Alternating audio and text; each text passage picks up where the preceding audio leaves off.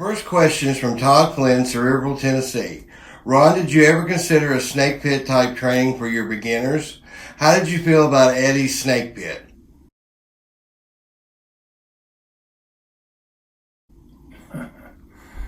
Well, Todd, we didn't actually train. I never trained my own talent. I was lucky, managed to get some really, really great talent from other territories that had been trained somewhere else. It's hard enough to run a company back in the day, much less to have to find your wrestlers and train the wrestlers. So I didn't do any training. We had no type of training at all. We had some of the wrestlers in the crew that were great guys that would do a little training for some guy that they knew personally, or some friend of theirs, or whatever it may be, that they wanted to spend a little time with him.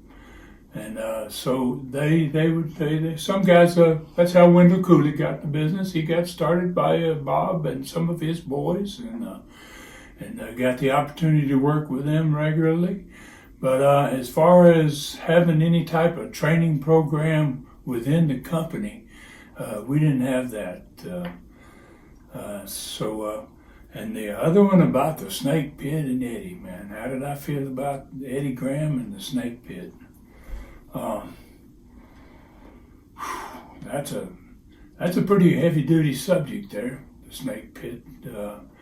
It was not a training facility in any sense of the word. I mean, there were some of the wrestlers in the crew would come in there every once in a while, and it was basically just shooting in there. And it was basically about four of us. Hiro Matsuda and Bob Roop, Jack Briscoe would be there some, and I was there. And then there would be a few other guys that would show up sometimes, but they mostly wanted to learn working hose and how to drop kick and how to do different things, and and very few of them came in there and watched what we were doing and wanted to do any of that. They were like, I remember Dusty Rhodes and Dick Murdoch coming in one time and going, Ron, what in the hell are you doing up there, man? Are you nuts? Who sent you in here? So, and I was really young. I was the youngest of the group back in those days, and it was just something I wanted to do. And that snake pit was it was a monstrous place. It was pretty nasty. It was mostly for marks, guys that didn't believe in wrestling and smart asses, that showed up down there. It was in a building called the Sportatorium. It was on 104 North Albany in Tampa, and there would be guys show up that said, "Hey, I think I could be a wrestler, and where do I go, and who do I need to see, and that type of thing." And and most of them were too small or too fat or whatever. They weren't good candidates to try to train from scratch, and we weren't doing that anyway, basically. So you just get these smart asses in there, and wow, it was pretty horrible. We would be, and occasionally we would have these old timers, man, that would come in and they would teach us something like the sugar hold, and something that was real easy and real good, man. I mean, you could hurt somebody quick, and it didn't take long. You never had a guy get out of it. I mean, it was just a killer move, and we got some of that happened along the way.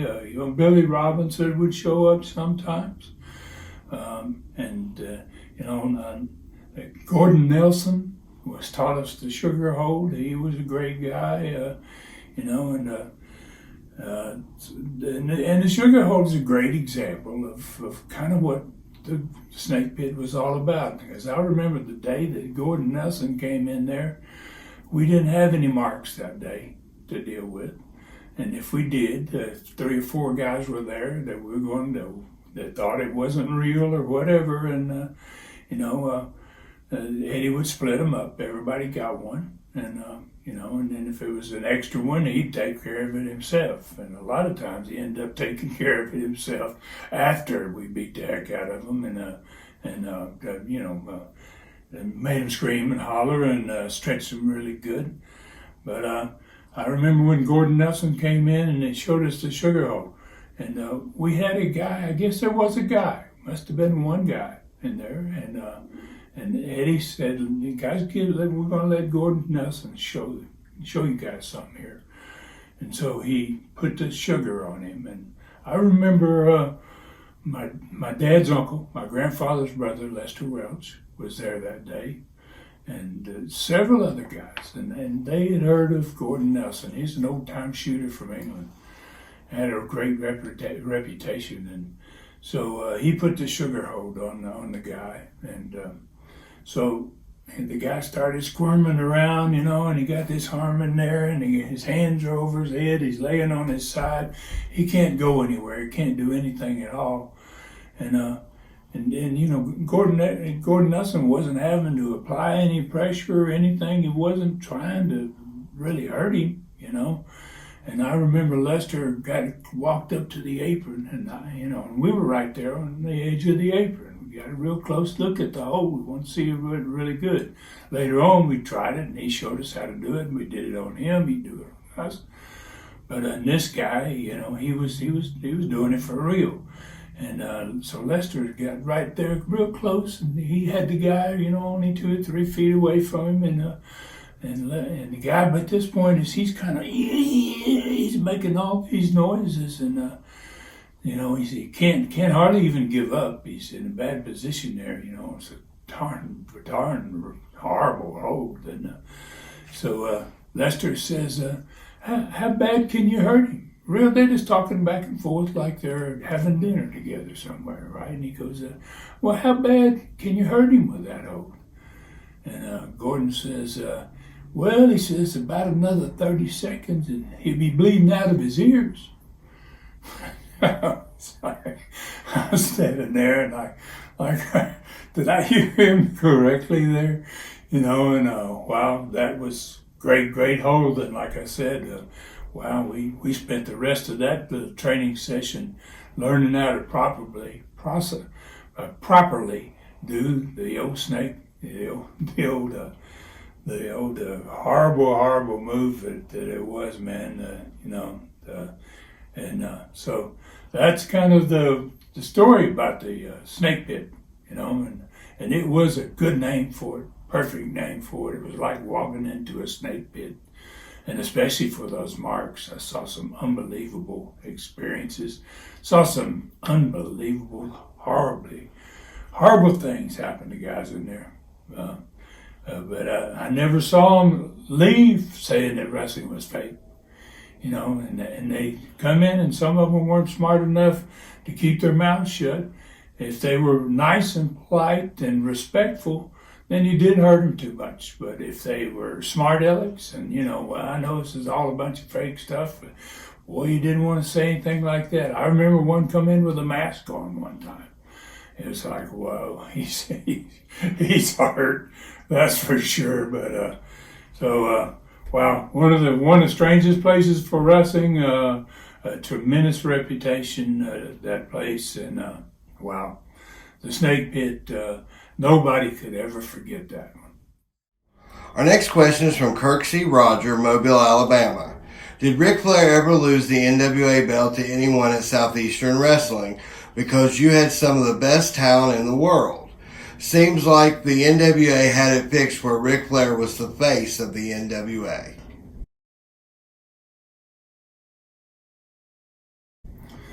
Well, the world champion is the face of the NWA. If he's world champion, he's supposed to be the face of the NWA. They got into a time frame there after 1980 that they never had done before, of where they were starting to switch the title in a certain number of territories. It was the guys that had great connections. Eddie Graham, who was really a powerhouse in the NWA. They did it with Ronnie Garvin in the Carolina territory. They did it with Tommy Rich because Jim Barnett, that was the Atlanta territory. Jim Barnett was the owner there. And what happened there, Kirksey, I think your first name was, what happened is you had these great stars that were in the territories, and when the champion came, they never won. And that was not good for your territory to continue that process forever and ever. Let's just take as an example Florida with Dusty Rhodes. Dusty Rhodes was a superstar in Florida, and he beat everybody, but he could never beat the world champion. So what happened is you would draw 4 or 5 sellouts in a row. Sometimes they'd go 2 one-hour Broadways, and then they'd have some kind of fluke finish, and somebody got thrown over the top rope, somebody got disqualified. But after 4 or 5 of these matches, and you seeing the same guy wrestle the world champion, and it's got the same ending to the match where he doesn't win the title from the champion, then you kind of got in you're not going to sell out that anymore with that guy against the world champion, because people kind of get the idea that, Dusty's never going to win this thing, So they thought, and they'd never done this before 1980. Around 1980, they started doing this fairly regularly. They did it some with Harley, especially in Japan with Baba. They put Baba over in Japan. Baba, and what happens is Harley goes in there and he stays a week. First night in, he wrestles Baba for the world title in one of the Japanese cities. He beats Baba, wins the belt. And then on his last night there, it's another world championship. Now Baba goes in the ring with the belt. He's the champion, and Harley beats Baba and leaves Japan with the belt still. A lot of people never knew what was happening because it was the NWA had organizations all over the world. So, you didn't know it in other places that they were doing this. But it kind of became a process in which one champion, that would end up losing. Maybe Flair did it quite a few times. Harley did it quite a few times, in which they might have lost as many as 6 times to one guy, and they'd be a week later, they'd have another return match, and they'd get their belt back. It worked out better for having big crowds after that, because fans knew once Dusty won it, he may win it again. So, and that was the whole thinking behind it. I never thought that was a good process or a good idea. I never got to do it in Southeastern. I never asked. Maybe I should have asked, because I appreciate you saying we had some great talent, and we did. We had a lot of guys that could have been world champion. So, we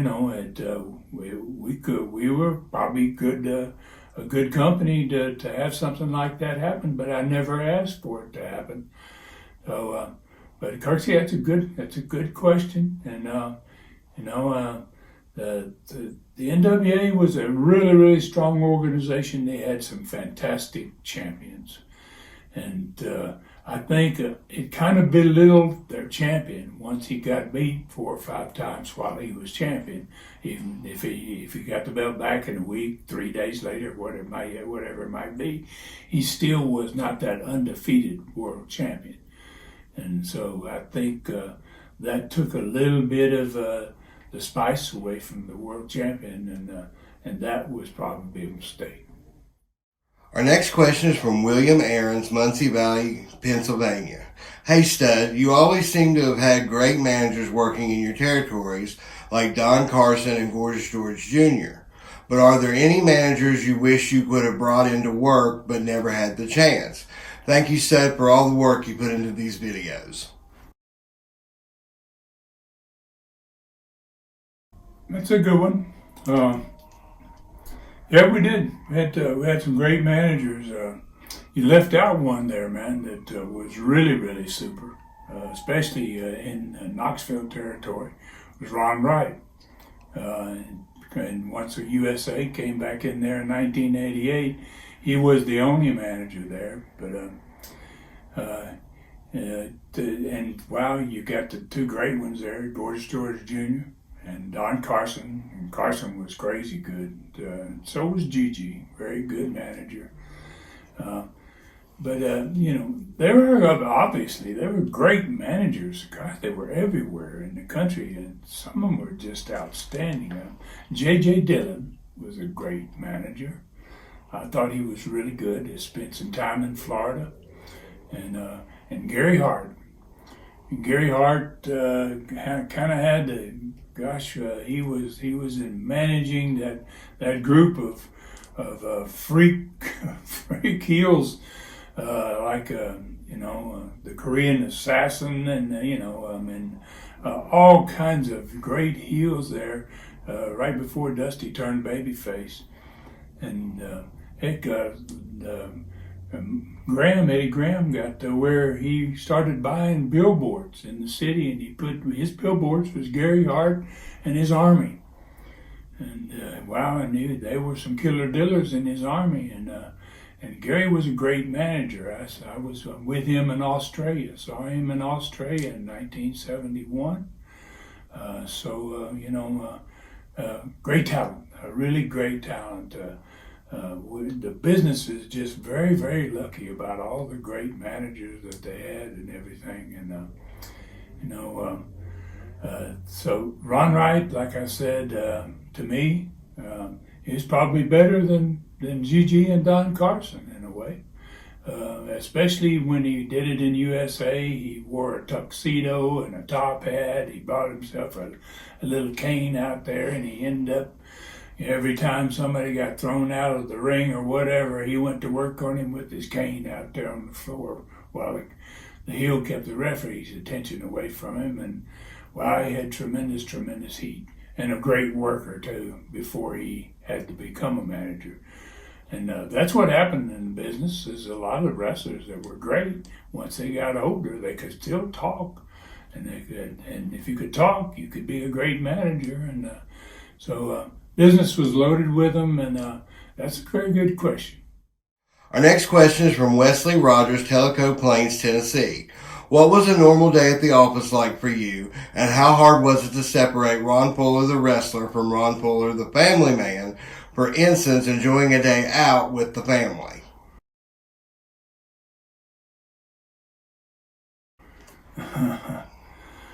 Well, Wesley, very good question.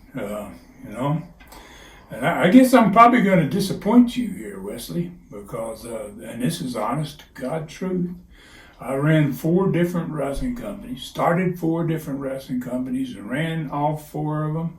I never had an office. I thought that it wasn't necessary. I mean, I was doing everything. I was doing the booking lots of times. I was handling, getting the buildings set up, and I had Roy Lee Welch, for instance, in Pensacola, that was handling the advertising for me. I didn't have to deal with that, but I worked off my dining room table in my house, and that worked out great for me because I was pretty organized, and I could sit down there and spend an hour and get pretty much everything I needed to get done. And it was certainly different than everybody else. I mean, every territory I ever worked in, gosh, I remember Sam Muchnick's office was 2 stories, and it must have been 3,000 square feet probably, and walls full of pictures. It was a real, just going in there was something. If you were a wrestler and you recognized a lot of these old guys and those that you didn't, I had Sam going around with me one day telling me who's this guy and who's that guy and who's that guy and who's that guy. It was a great experience, but if guys came to me and they wanted to learn to wrestle, they wanted to get in the crew, it would have been real disappointed if they said, "Where's your office, Ron?" And I'd say, "Well, come over and visit me, and I'll show you."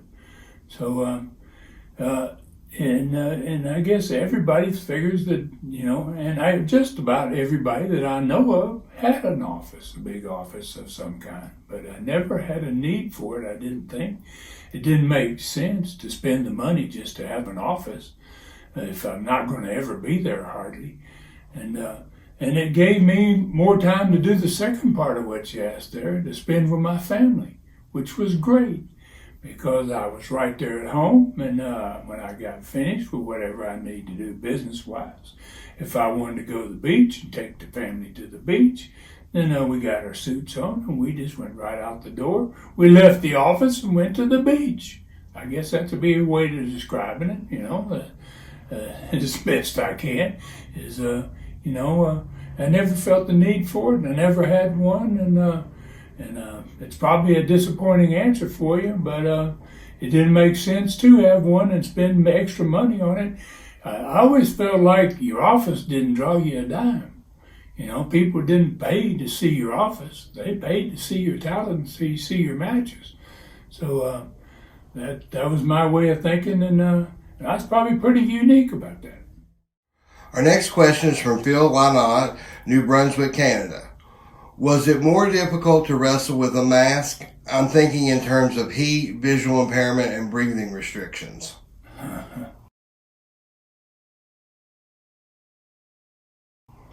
Well, Phil, I can definitely say yes. The answer to that is yes. I mean, I wore a mask several different times for years, maybe close to 3 years, maybe in my entire career. I was underneath the mask as Tennessee Stud.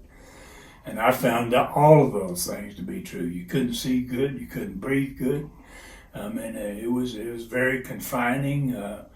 And at times, especially because we were down south and in these buildings that didn't have air conditioning.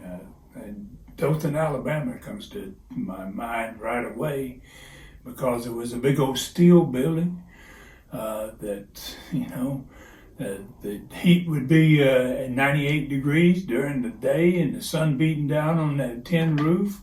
A big old building that had held about 5,000 people, and you got 5,000 people in there that night, and you had no air conditioning. You didn't even have fans, and no windows. So it was unbelievably hot in there, and there were times when I would almost panic, because I couldn't get a breath, I couldn't get any air to breathe, and you had a little hole in your mouth there, so you had to suck all your air you could right through the little hole, and the nose was sometimes real tight. So yeah, it was a real challenge to wrestle with a mask on. And I never thought I ever would when I started wrestling. It was years and years before I ever put the first mask on. Probably 5 years in, I'd say, before I ever put a mask on.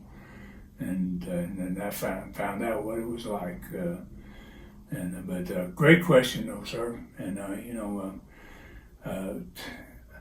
end up having. I remember one of the first masks I ever wore was in Fort Myers, Florida, and I was wrestling a long program with Ronnie Garvin, and on its main event in Fort Myers. And this is when I first went in there as a young guy, 25 years old, and never wrestled 1 year or less than a year. And they put me wrestling Ronnie Garvin, and Ronnie had been around for quite a few years, into Fort Myers. And wow, I'm in another situation, hot, man. National Guard Army, it's built to hold probably 2,000, had 4,000 in it. And no air, and Fort Myers, Florida, a lot of humidity, and I remember I end up having to pull the mask off during one match there, but I was bleeding so bad. I had cut an artery, and I was bleeding so bad that blood was shooting out the eye of the mask, and I couldn't see, couldn't breathe. It was, and it was I think it was probably my second year in the ring. I mean, I wasn't experienced very much, and Ronnie was leading me every night, doing a great job of that. But I ended up having to jerk the mask off, and I was bleeding so bad in that particular match that Les Thatcher was in the territory, and he'd ridden with me. He spent a lot of time with me for about the first 2 years that I was down there in Florida, and he came to the ring, and he wasn't supposed to, and I wasn't supposed to take the mask off either, but I had no choice because I couldn't see anymore. And so when he came there, he grabbed me and he pushed me back into a corner, and I was squirting blood out of my head that was going out into the third row of the ringside. Wasn't anybody left on the first 2 rows of ringside because when I would fall into the ropes, it would just it was like a spring, like a water sprinkler, except it was blood. So people in the first 3 rows are getting bloody as heck, and they all left. And so I remember I went down on my knees in front of one side of the ring, and there was a guy and his girlfriend, and he had a white shirt on and she had a white dress on. And I remember they were right in, they were in the wrong place. And I sprayed them, man. She had a big glob on her dress and he had a big glob on his face. And they were the last 2 people sitting in ringside. Les Thatcher came to the ring, grabbed me, shoved me back into the corner. And he said, you got to get out of here. You're bleeding to death. And I remember I was young and gung-ho, and I said, oh no, man, it's going great, man. We're going to finish this. We're going to finish this. And he was like, okay, all right. I don't know that you're going to make it. But some horrible experiences wearing a mask, though. Wow. Thanks for your question. That's a great question. Our next question is from Kenny Ford III. What kind of working relationship was there with other promoters like Crockett and Watts?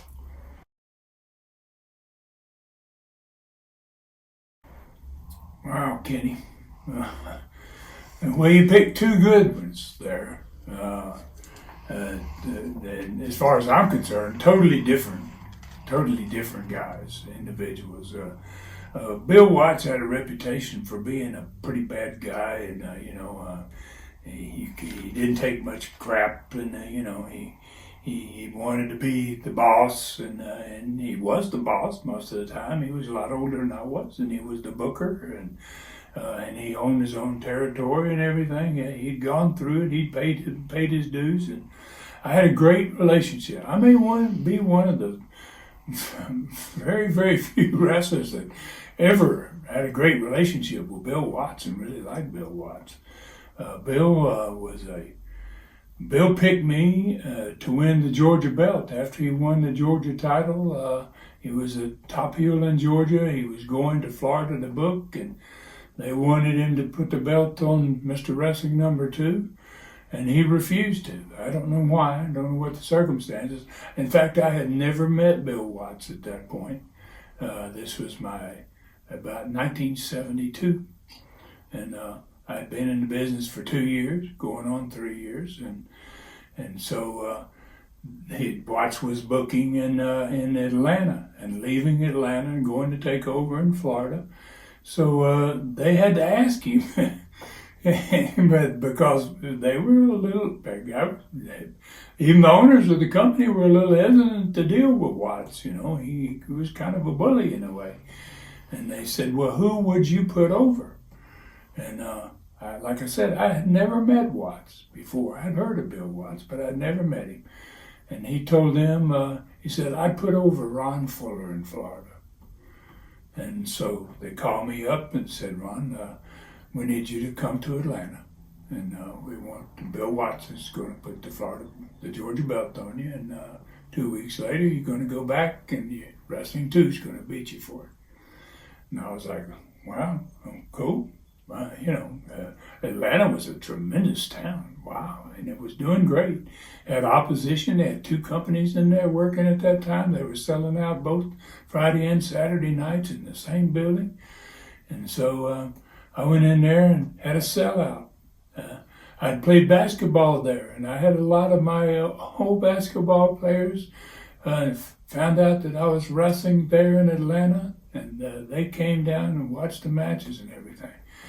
Then Bill ended up in Mid-South. He had his own territory.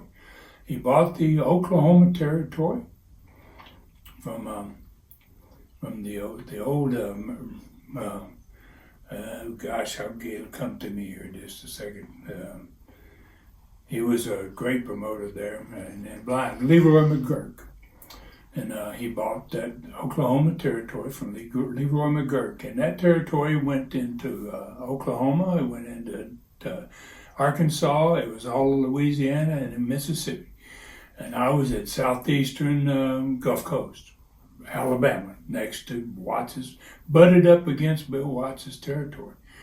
And so Bill and I had been friends. Once he came down to Florida after I beat him for the belt, and he made me partners with him, and took great care of me. He really liked working with me, and I liked working with him. And so he gave me several times. Ernie Ladd was a star for him, was a star for everybody, I guess, that Ernie ever wrestled for. And I used him in Mobile, and then I traded, and I said, okay, if you do that, put me on one of your city's cards, and I'll put him over there. So great relationship with Bill Watts. The other guy, Jim Crockett, horrible relationship.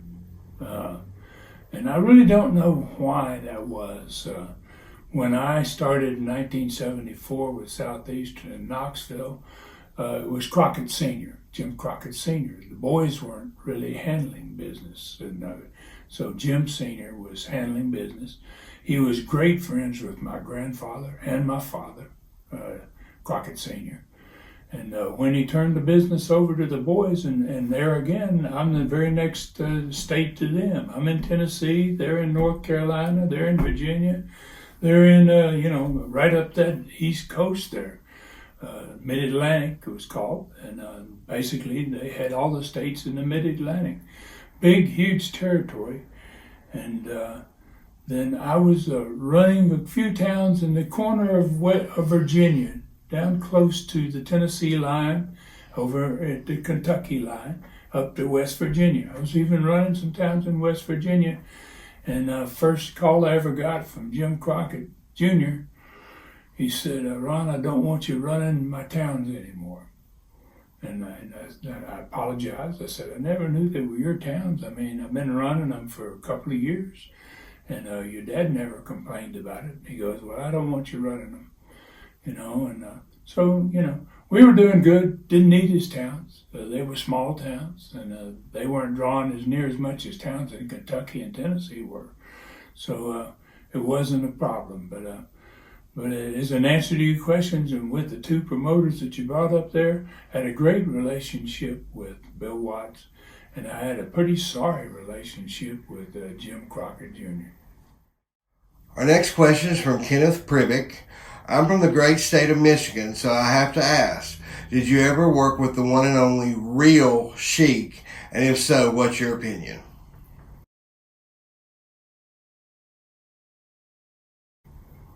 Well, Kent, I got a lot of it. I worked for him one time in Detroit. And I worked with him to go up and pay him, give him some money, because my father and I worked out a deal to buy Ohio from him. And that deal didn't happen for us. Because, and it might have been a good thing, because I wrestled in Detroit in Cobo Hall, and I caught a plane the next day and flew into Mobile, Alabama, and decided I was going to buy the Gulf Coast territory of Lee Fields rather than Ohio from the Sheik. the Sheik, and one of the reasons that we were going to buy Ohio is the Sheik had been there for years and years, and my thinking about the way I felt about the Sheik, I saw the Sheik wrestle a whole lot of people. I don't think I ever wrestled the Sheik in a match, but I saw him wrestle people in St. Louis and a bunch of Atlanta and a bunch of other cities, and I was not impressed with the Sheik's work. Sheik liked to get a lot of blood. He didn't like to have long matches. He didn't do a whole lot of wrestling. And his Ohio territory was dead. He had been there for many, many years and been on top all those years. And he had had matches with great workers. He had some good guys working with him. But that's why my dad and I wanted to buy the territory. We saw all those big cities. You got the Cincinnatis and the Cleveland and the Columbus and the Toledo and you know, it just, wow, it's a very populated state, a tremendous market, could have been a tremendous market. But as bad as his matches were, his TV was even worse.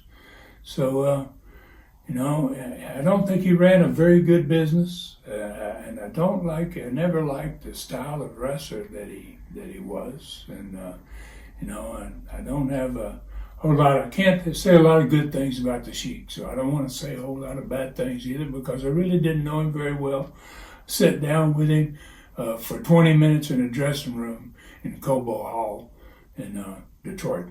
And that's about all I know as far as personally about the Sheik.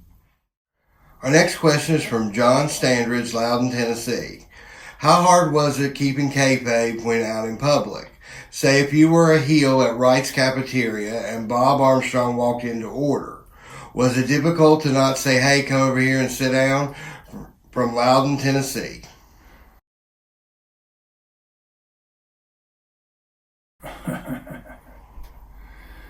Well, Mr. Sandridge, no, it wasn't hard for me. It was never hard for me to be kayfabe, strictly kayfabe, because my father did it, my grandfather did it, and just about everybody in the business should have done it. And those that didn't do it didn't draw any money, and the towns weren't good, and the talent wasn't good.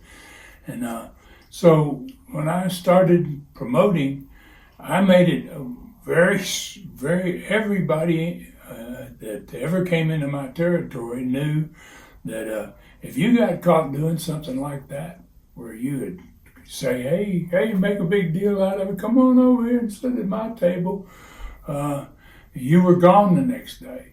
You got fired. I mean, it was extremely important. And this breaking kayfabe, I just recently did a studcast on this about Vince McMahon Jr. Gosh, had one of the greatest territories that ever was, and doing big business and everything, but was a greedy son of a gun, and he, in order to save some tax money on towns that he ran in states across the country that still had boxing and wrestling commissions after he stole everybody's business, that he went into those cities. He didn't want to pay the taxes. So in order not to pay a 6% to 10% tax, he decided to break kayfabe and just say, it's scripted. It's not real. Wow, I mean, I wonder what my granddad would have done to Vince Jr. if he was there and heard him tell that tale. And he went actually into court and told it. You know, and in this studcast, it's in studcast number 337. I talk about what happened as a result of that, and nobody else ever makes a big deal out of it. And I went in to do the research about on Google and trying to find out what actually happened in that deal. Why would Vince do that? And you know, he was going into New Jersey, and he was going to get charged the tax, and you know, and in order to save that 6 to 10% of money that he was going to have to pay to the state athletic commission, he decided to tell everybody that it wasn't real.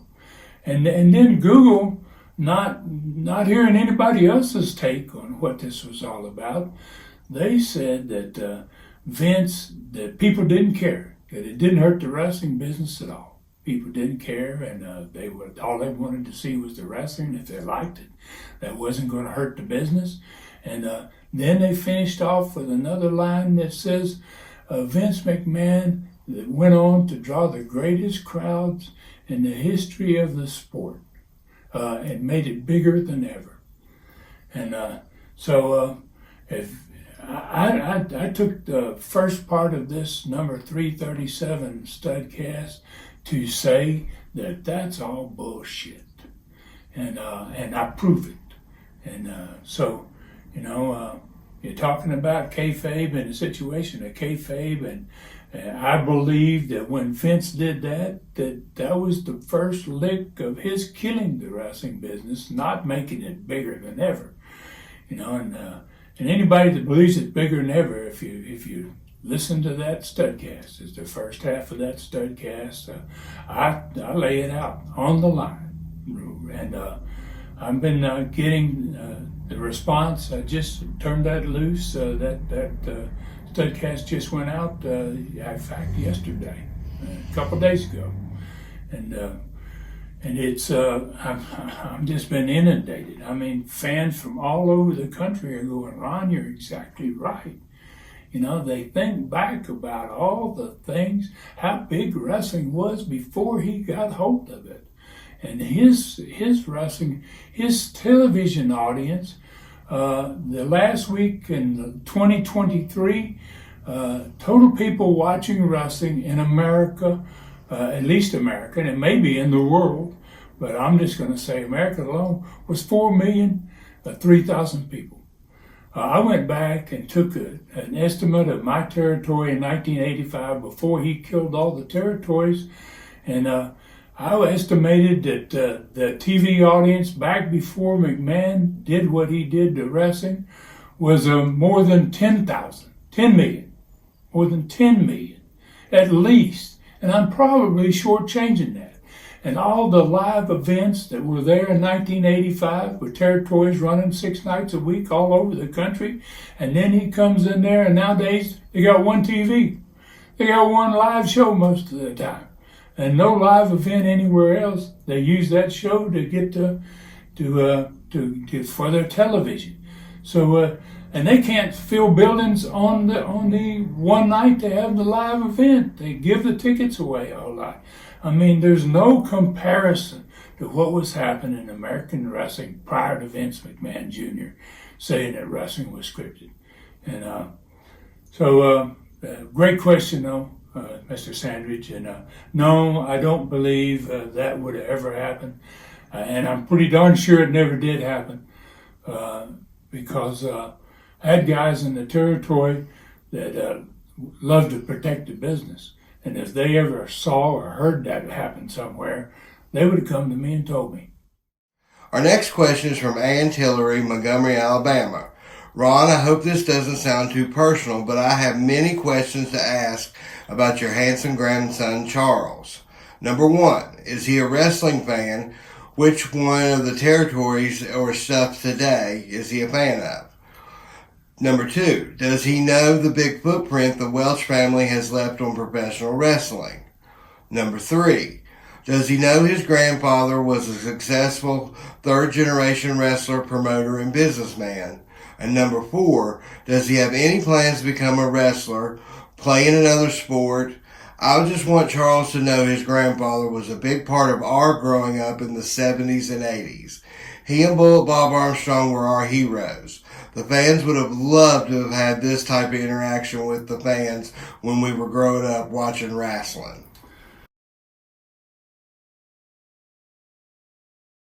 Jeez, Ann, that's a long question there. In fact, gentleman here's recording with me. I had give me a sheet that I could read it off a piece at a time. So because I can't remember all the questions that you've asked here, but I really appreciate you could get in touch with us, and and I think Charles is a pretty handsome young guy too. Actually, he's about 16 years old and a sophomore in high school, and he's a big boy. He's 6'8" and about 330 pounds, and I'm kind of like, hey, I don't want to give this boy too much crap because he, might be something he might want to do to me someday when he gets a little bigger. And he's definitely going to get a lot bigger. I can tell you that. So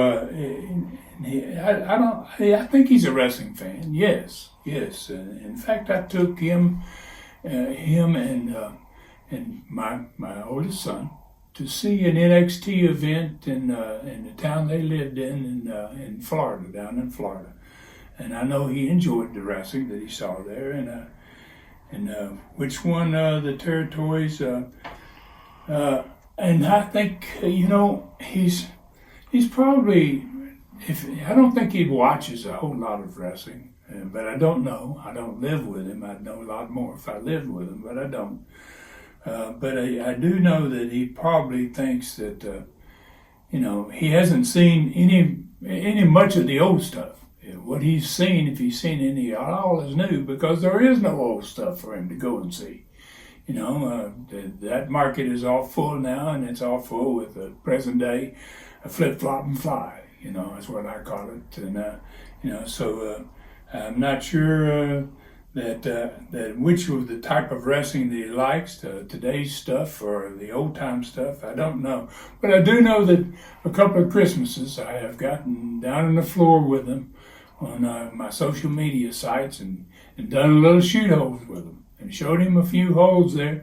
I can tell you that the boy knows what a inside toe hole feels like and a abdominal stretch. And I heard him squeal a little bit, and that's good. You got to do that if you're going to show somebody a hole. So I know he's got a little experience with having it put on him. So then I notice here the next one is having a big footprint. The families. Does he know much about the families? What they did in professional wrestling? I've never talked to Charles. I've never had a long conversation with Charles about wrestling and my father and my grandfather and all of that.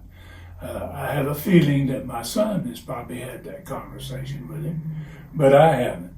So I can't answer that, whether he knows that, we do have a pretty big footprint in the sport. And does he know that my grandfather was a promoter and a businessman, and that's me. I mean, that I'm his grandfather, not my grandfather. She wants to know if he knows that I was a successful third-generation wrestler, promoter, and businessman. I think he knows enough about that. He knows that I was in wrestling, and I'm pretty sure he thought I did well in it. He's worked, my son has worked for me in the ADT business, so he knows that I'm a businessman, and I have done pretty good in other sports other than wrestling. So, and does he have any plans to become a wrestler? I don't think so. Actually, he plays basketball, and he's going to be a pretty darn good basketball player. He's in the 10th grade. He plays on the junior varsity, and then he plays on the varsity. Plays on both the teams in the school.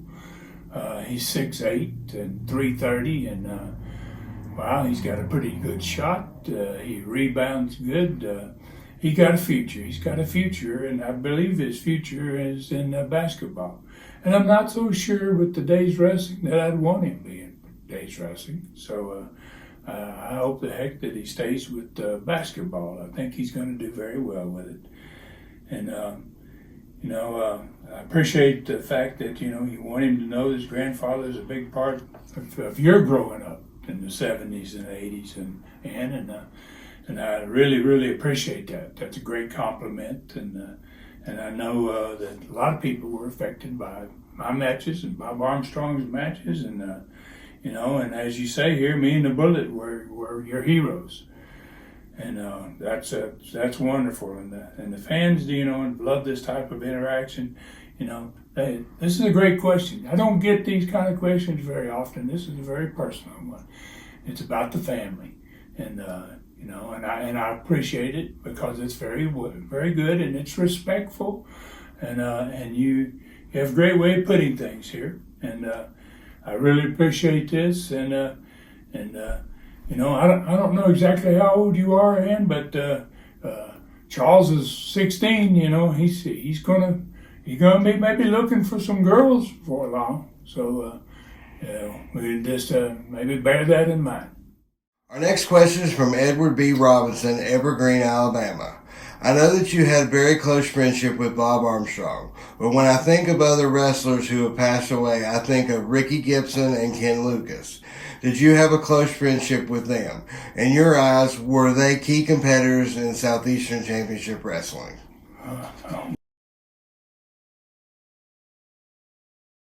Wow. Good question. Good question. Two good guys there, besides Bob Armstrong, two great workers.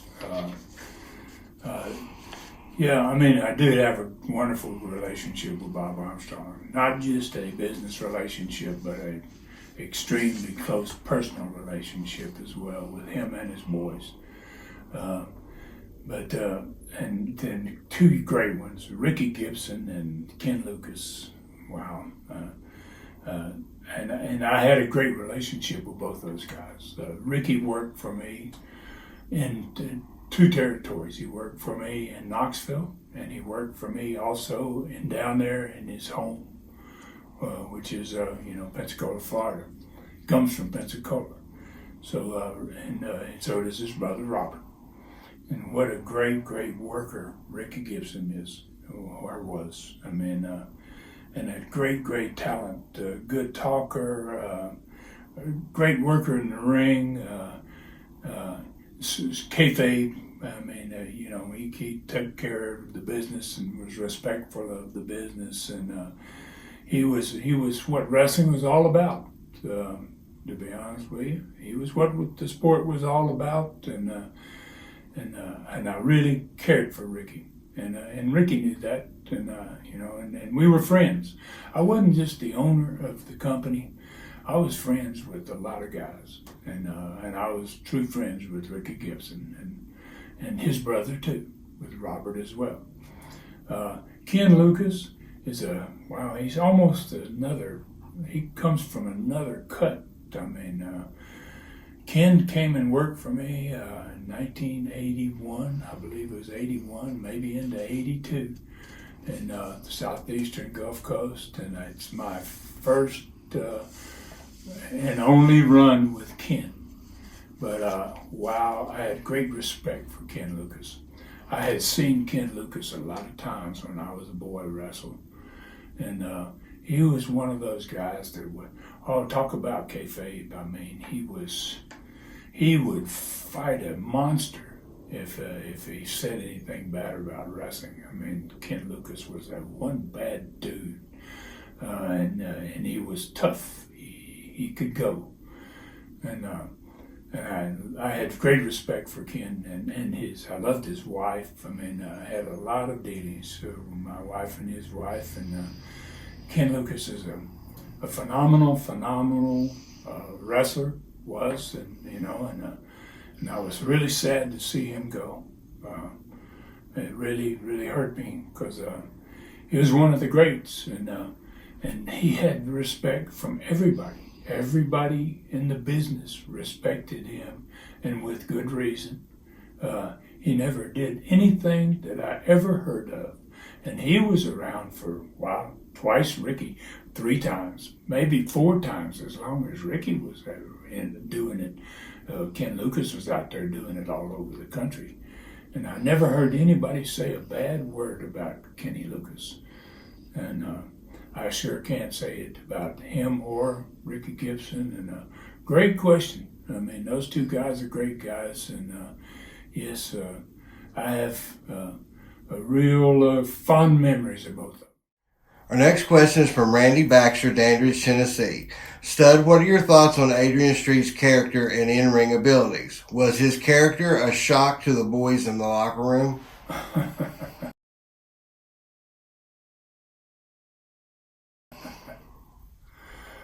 Wow, Adrian Street, man. There's another one. I mean, you know, I just talked about Ricky Gibson and Ken Lucas being gone, and wow, this was a real shocker here, man. I mean, Adrian, I'd never seen Adrian Street until he sent me a video, and I took it into the studio in Dothan, Alabama, and I had him put it up on the machine so I could see what this guy looked like. And they were pretty busy. Most TV studios are, you know, and the guy slapped it on the deal and it came on the monitor, and I was kind of blown away. But I got to looking around, and all those guys, everybody in the studio, everybody up in the studio was watching that TV, and they were looking at each other like, wow, well, have you ever seen anything like this? You know, and I, you know, and it kind of shocked me the first time when it first started, you know, but then I watched what was going on in the studio as I was getting the response of these guys, and wow. If I was Jim Barnett, I'd say, I can see nothing here but money, money, money. I mean, his whole gimmick was so different than anybody I had ever seen. And what really, really got my attention, and the fact that I loved him the most, is the son of a gun could wrestle. I mean, he could just wrestle. You know, you could see it, and he did enough of it in his matches that all of that flamboyant stuff and the hair paint, the face paint, and all of that, it meant nothing when you saw him do these crazy, beautiful leg dives and all these things. It's like, wow, I've never seen anybody do that. I mean, I was like blown away. It just blew me away. And I'm sure it blew, and Adrian was pretty much Adrian. I mean, when you saw Adrian down on the street somewhere, he would be Adrian. I mean, sometimes he'd even have his face paint on, and he'd have his hair done, and the feathers, and all the stuff in his hair, and he'd be just like anybody else walking down the street. And, you know, he was a walking billboard for the sport. And my dad would have loved him too. I mean, you know, he was such a different character. And the boys, I think the second part was how the guys in the dressing room took him. Well, I think Adrian, he had a way of every time he saw me, he would make a point of coming to me, and you know, I'd be getting dressed or whatever it was, and he would say, "Oh, Ron, you look so nice," and he would run his hand down my leg, and it was just a little deal between Adrian and I, you know. I mean, and you know, there was nothing poofter, as they say in Aussie, and probably in England too, and nothing. He wasn't one of those type of guys. He was all man. There was no doubt about it. Adrian was all man, but he was smart enough to realize that if I do all this, then I'm going to be something so different that I'd be able to go into territories, and he did this. I know he can do it because he did it for me in Continental. He came in just when we were starting Continental in summer of '85. And he just blew fans away everywhere he went, and he never left for 4 years. You didn't have guys come in that didn't have a great gimmick or something going for them that's going to make you money for 4 years straight. But that son of a gun did it. And then when he died, man, I really loved not just him, but Linda. She was a class act too. And when he died, I had connected with him a lot and was talking to him a lot. He had gone home from Pensacola. He came to Pensacola and he loved it so much he bought himself a home there, and he stayed there for 20 years. And then he went back to his homeland over in Europe, and him and Linda. And I talked to him a lot while they were there, and he was so happy. He says, "Ron, we took this walk today, and we went into whatever Glen, and it was just wonderful. He's a wonderful human being, and I miss him. I miss him, and I know a whole lot of other wrestlers that miss him too." Our next question is from Greg McMahon.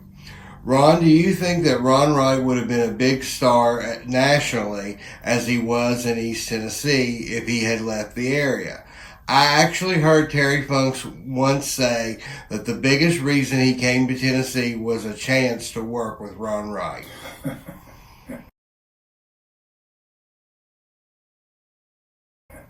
I can believe that.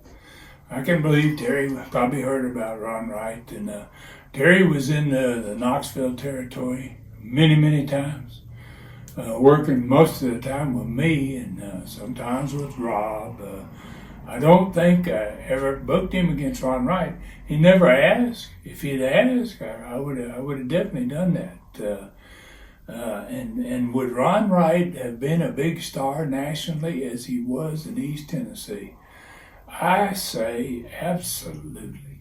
I say people would have gone nuts about Ron Wright because he was unique. His character was totally unique. He could wrestle well enough to get great heat, but his interviews and the other things that he added were just so good. I remember him coming into Florida in the early 70s, me and Dick Slater and Mike Graham and a bunch of young guys, and didn't know who he was, and he sat there in the dressing room and filed his chisel. And somebody's going to get hit with my chisel. I mean, and we were like, who is this guy? You know, I mean, and I watched him work for 2 weeks. He was there for 2 weeks every night. And he always had a great match, and he had a lot of wrestling in his matches, and I had tremendous respect for him. And I never really thought when I bought Kazana out in Knoxville that Ron Wright lived there. You know, when the first night I booked the card, John Kazana says, "Ron Wright is a huge star here, Ron." I mean, and I said, "The guy that's got the chisel?" And he goes, yeah, how do you know that? I told him about the Florida deal, you know. Gosh, yes, God, I know that Ron Wright would have been a huge star. I think if he had gone to Australia and Japan, I mean, especially Australia where they speak English, and they would have thought, where's this guy from, mate? I mean, do people really act like that? They would have freaked out in Australia because Ron had done his thing. I was going to get you by the hair of your head. And by the time he finished his interviews, people would have really bought him. They would have loved him. There in England, no matter where he wanted to go, Ron Wright was a walking and talking star, and a wrestling machine and a managing machine. I've already said he was one of the greatest managers I've ever worked with, and a tremendous talent, and a great guy, a great businessman. Never missed a town, owned his own airplane because he wanted to work towns that were far away and be able to come back and work a daytime job. Hardest working son of a gun, man, and worked an 8-hour shift at Kodak and got on his airplane and flew to Memphis and wrestled and got back, flew back, and 4 hours later he's back at work again. I mean, Ron Wright was a unique individual. I respected that guy tremendously, and I love Ron Wright, man. I love Ron Wright. I mean, he went with the wrong group. He made a mistake in 1978 and 79. I mean, and he decided that he wanted to become a part of that group that was going to try to steal Knoxville and Southeastern, and it didn't happen for him, and it was a mistake, and I think he knew it was a mistake, but I forgave him, and I brought him back, and 10 years later, in 1988, brought him in to be my manager in USA Wrestling. So tremendous respect for Ron Wright, nothing but that. He got his brother who's a nice guy too, Don, and wow, I think definitely he could have been a star anywhere on the planet.